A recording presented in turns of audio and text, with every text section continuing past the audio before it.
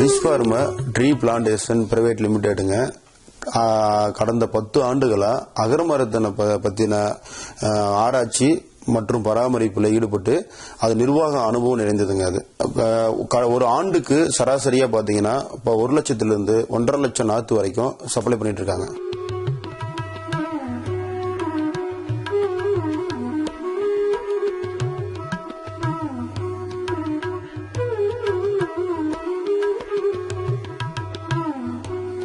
Rich farmer tree private லிமிடெடுங்க அகர்மரம் வளர்க்கறது சம்பந்தமா பயிற்சியினை மாதம் ஒரு முறை நடத்திட்டு இருக்காங்க.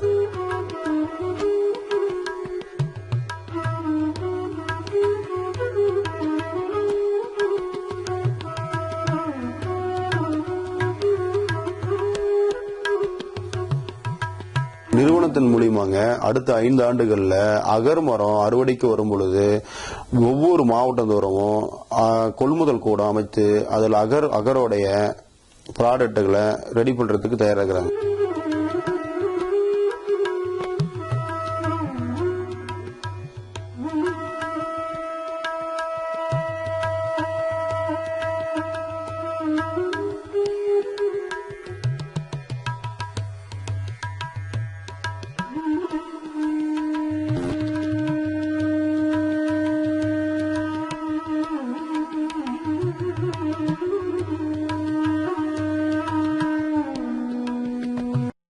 அகர்மரத்தினை சாகுபடி செய்ய விற்பனை வரியும் இல்ல, அரசு கட்டுப்பாடு ஏதும் இல்ல, நாமளே நேரடியாக விற்பனை செய்து கொள்ளலாம்.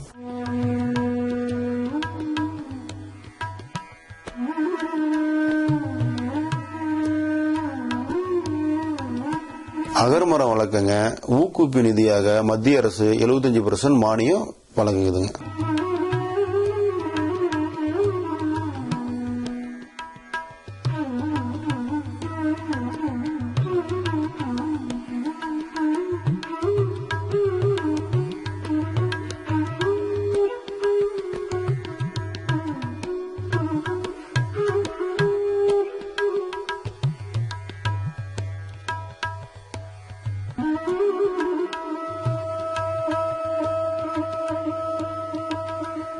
சஃபாரி அகரோட் கம்பெனி மூலமாக முதிர்ந்த அகரோட் மரங்களை மதிப்பு கூட்டப்பட்டு அகரோட் ஆயில் ப்ராசஸ் செய்யப்பட்டு ஏற்றுமதி செய்யப்படுகிறது.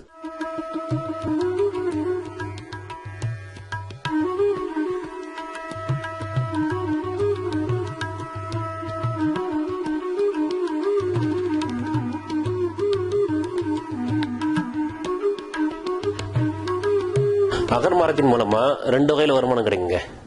ஒன்னு அகர் ரெசின் மூலமாக, அது நமக்கு 7-8 வருஷத்துல கிடைக்கும்.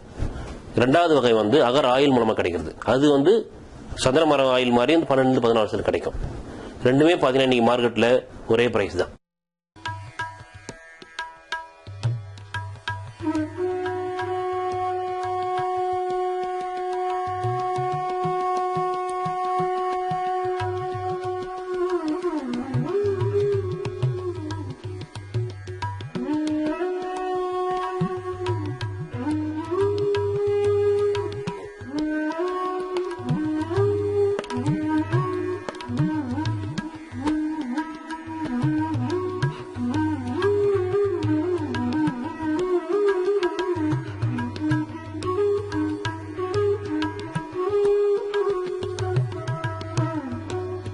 அகர் ரெசினுடைய மார்க்கெட் ரேட் இன்னைக்கு பாத்தீங்கன்னா ஒரு கிலோ 30,000 10 லட்சம் ரூபாய்க்கு போகுது.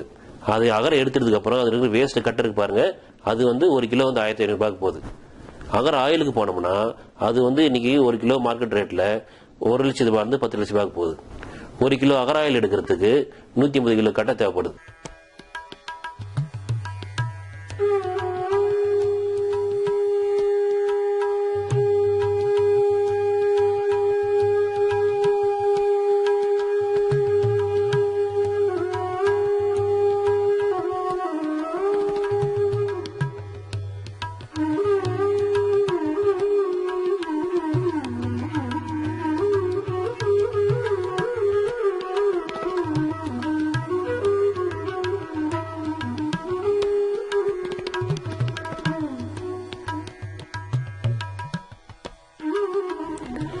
அகர் மரத்தினுடைய ஒரிஜினல் ஆயுள் காலம் பார்த்தீங்கன்னா 40-45 வருஷம். ஆனா நாம பண்றது வந்து மரத்தை அப்படியே வந்து இயற்கை முறையில் அப்படியே வளர வர்றதுக்கோசம் கிடையாது. அப்படியே விட்டீங்கன்னா 40-45 வருஷம் இருக்கும். ஆனா நாம பண்ண போறது செயற்கை முறையில இன்ஜெக்ஷன் பண்ணி 6 to 8 இயர்ஸ்ல கட்டிங் பண்ணி வருமானத்துக்கு எடுத்து போறோம். பூசணத்தை எடுத்து ஒரு மீடியத்தில் வளர்த்து அதை ஊசி மூலமா செலுத்தி அதன் பிறகு அந்த மரத்தினுடைய துளையிடப்பட்ட பகுதியை கார்க்கை கொண்டு அல்லது மிளகை கொண்டு அடைச்சிட்டோம்னா அந்த மரத்தை துளையை மூடிடுறதுனால உள்ளுக்கு இருக்கிற ஈரப்பதம் காக்கப்படுது. இந்த உள்ள சென்ற பூசணம் பார்த்தீங்கன்னா அந்த மரத்தில் உள்ள இருக்கிற ஈரப்பதத்தை வச்சு வளர ஆரம்பிச்சிருது. இப்படி பார்க்க போனோம்னா ரொம்ப வெயிலான பிரதேசம் இந்த அகர் மரம் வளர்த்துற போது இதை உற்பத்தி ஆகக்கூடிய அகரனுடைய அளவு மிக குறைவா இருக்கு. இது விவசாயி கட்டுப்படி ஆகாது. இந்த விவசாயி வந்து அகர் வந்து வணிக ரீதியில் உற்பத்தி பண்ற போது அகர் மரத்தை வந்து லார்வா ஓட்ட போட்டு கீழே தள்ளுகிற கழிவு. இந்த கழிவு பார்த்தா மிக வெண்மை நிறமா இருக்கும்.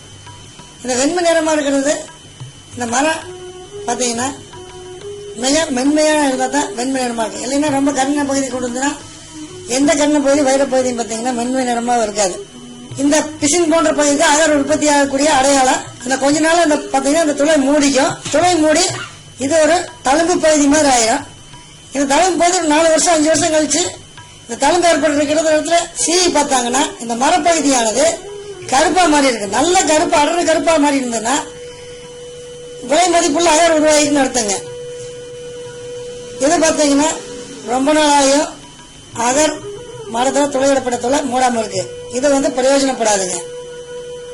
எதுக்கு காரணம் என்னன்னா இந்த அல்கலை அப்படின்னு சொல்லக்கூடிய பாசிகள் தான் காரணம். இந்த அதிகமா மழை பெய்யக்கூடிய இடத்துல இந்த மாதிரி பாசிகள் வளர்ந்து அகர் உற்பத்திக்கு தடையா இருக்கு. இது பாத்தீங்கன்னா இந்த மரத்தை சேதப்படுத்தி பார்த்திருக்காங்க. இதுல அகர் கிடையாது. இதுக்கு காரணம் இந்த இடத்துல பெஞ்ச அதிகமான மழை தான் காரணம். இது பாக்குறது ஒரு விவசாயிகளோட தோட்டத்துல அகர் பயிரிட்டு இருக்கிறத பாக்குறேங்க. இந்த விவசாயியானது பாத்தீங்கன்னா எந்த இடைவெளின்னு முடிவு பண்ணாம எல்லா பகுதியிலையும் ஒரு 4 அடி 3 அடி 5 அடி கொண்டு அவரு என்ன மூல மரத்தை நட்டி விட்டு இருக்காரு. அவருக்கு எங்கெங்க வளர்த்தோன்னு தோணுச்சோ அங்கெல்லாம் பாத்தீங்கன்னா ரொம்ப இடைவெளி ரொம்ப குறைவாக. ஆனா இந்த மரம் ஓரளவுக்கு வளர்ந்துருக்குது. இங்க உற்பத்தியில போன காரணம் அதிக மழை. இந்த அதிக மழை பெய்யறது பாத்தீங்கன்னா இந்த பூச்சியினுடைய முட்டைகள் பொறிச்சு இந்த லார்வா உருவாகிறது தடை ஏற்படுதுன்னு சொல்றாரு. நாங்க வந்து வெட்டி பார்த்துட்டு எங்க அனுபவத்து மூலமா இது வந்து மரம் குறைஞ்சபட்சம் 5000 இருந்து 50,000 வரைக்கும் சில சமயம் 1 லட்சம் ரூபாய் வரைக்கும் கூட எங்களுக்கு கொடுப்பாங்க அப்படின்னு சொல்றாங்க. நம்மளுக்கு இந்த 1 லட்சம் ரூபாய் விலையா வேண்டாங்க. மரத்துக்கு ஒரு 10,000 இருந்து 15,000 ரூபாய் அகர் உற்பத்தியானவே ஒரு ஏக்கருக்கு ஒரு 300 மரம் தென்னந்தோப்புல நல்லா நட்டி வந்ததுனாவே ஒரு 45 லட்சம் ரூபாய் கிடைக்கும். இந்த 45 லட்சம் ரூபாய்ங்கிறது சும்மா வச்சிருக்கிற தென்னந்தோப்புல ஒரு விவசாயிக்கு ஒரு குறைஞ்ச முதலீட்டுல கிடைக்குதுன்னா, ஏன்னா 7 வருஷம் 8 வருஷங்கிறது தென்னை மரம் காய்ப்புக்கு வர்றதுக்கு எடுத்துக்கூடிய கால அளவு. அது அப்படியே காய்ச்சி வந்தாலும் மரத்துக்கு ஒரு 160 காய்னு வச்சுட்டாலும் ஏக்கருக்கு பார்த்தீங்கன்னா 70 மரத்துலேருந்து 80 மரம் கிட்டத்தட்ட ஒரு 12,000 காய் கிடைக்கக்கூடிய வாய்ப்புகள் இருக்குது. காய் 4 ரூபாய்க்கு 48,000 ரூபாய் ஆகும். இந்த 48,000 ரூபாயில பூரா மற்ற செலவெல்லாம் போக விவசாயிக்கு ஒரு 10,000 இருந்து 15,000 ரூபாய் தான் மிச்சம் ஆகும். அந்த அகர் பார்த்தீங்கன்னா நட்டி விட்டு நாம செயற்கை முறையில் அகர் உற்பத்தி பண்றதுக்கு ஆர்டிபிஷியல் இனாகுலேஷன் செஞ்சு ஒரு மரம் குறைஞ்சபட்சம் 10,000 ரூபாய் வச்சா கூட ஒரு 300 மரம் 30 லட்சம் ஆச்சு. 45 லட்சம் முன்னாடி சொன்ன கணக்கை விட குறைச்சி வந்து அதிகமாக வருமானம் வந்துச்சுன்னா நம்ம சந்தோஷப்படலாம். அதே மாதிரி பார்த்தீங்கன்னா ஊட்டி மாதிரி டீ எஸ்டேட்ல சில்வர் ஓக்கு மற்ற வரவாளிகள்லாம் பயிர் பண்ணியிருக்காங்க.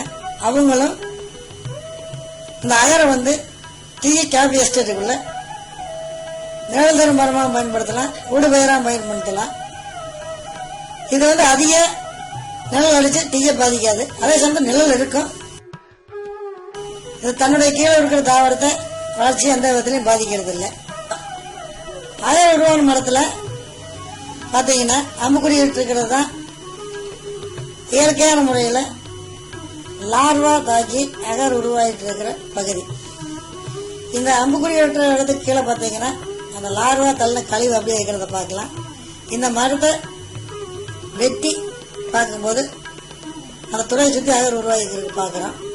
இந்த அகரானது மிக கருப்பா மாறும்போது தரமிக்க அகரா நமக்கு கிடைக்குதுங்க.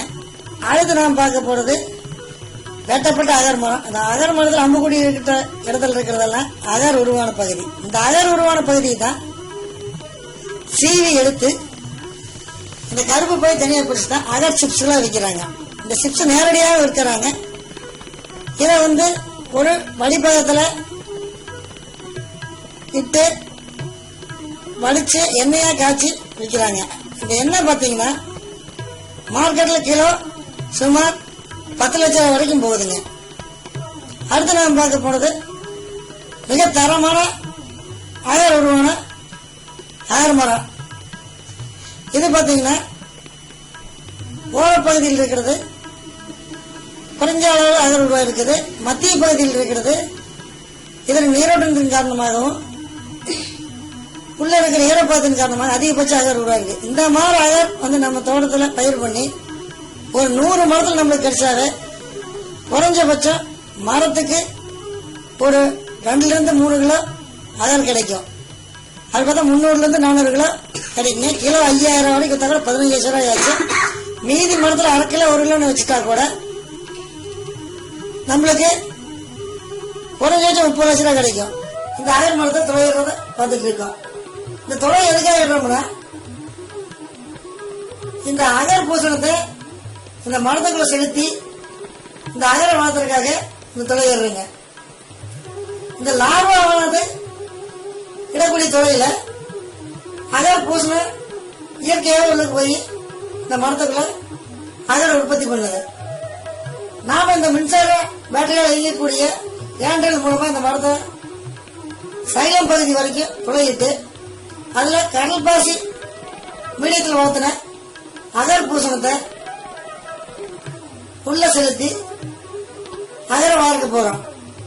அதுக்கடுத்து பாத்தீங்கன்னா சாதாரணமா நம்ம மருத்துவர்கள் பயன்படுத்தக்கூடிய செஞ்ச யூஸ் பண்ணித்தான் அந்த கடல் பாசில இருக்கக்கூடிய பூசணத்தை உட்செலுத்துறாங்க. இந்த உட்செலுத்துற பூசணத்தை வெளியே வராம கார்க்கை கொண்டு அடைக்கிறாங்க. இந்த கார்க்கை கொண்டு அடைக்கிறது எதுக்குன்னா இந்த மரத்துக்குள்ள இருக்கிற ஈரப்பதம் வெளியே வராம அந்த மரம் வந்து காஞ்சி போகாம உள்ள வந்து ஈரப்பதமான சூழ்நிலை ஏற்படுத்தி அந்த பூசண வளர்ச்சி அதிகமா இருக்கு. இப்ப நம்ம பாக்குறது பாத்தீங்கன்னா துளையிட்ட பகுதியில அகர் நன்கு வளர்ந்து கருமையா இருக்கிறத பாக்குறோம். இப்ப பாத்தீங்கன்னா அந்த அம்புக்குடியிட்ட பகுதி பாத்தீங்கன்னா துளையிட்ட பகுதி நல்லா தெரியும். இந்த படத்துல பாத்தீங்கன்னா இது வந்து துளையிட்டு இந்த அகரை கொடுக்கக்கூடிய பூசணத்தை உட்செலுத்தின பகுதியில பாத்தீங்கன்னா அகர் நல்லா வளர்ந்துருக்குது. இந்த அகரை வந்து வெட்டி எடுத்து